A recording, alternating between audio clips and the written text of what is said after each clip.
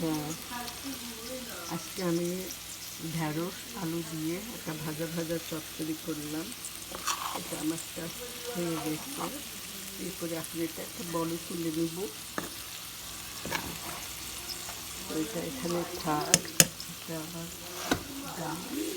আর এখানে দিলাম আমি একটু করলা ফ্রোজেন করে রাখছিলাম, কোটা রাখা করে। তো এখন এর সাথে একটা আলু দিয়ে দিলাম। এখন এটাকে একটা ভাজি করব।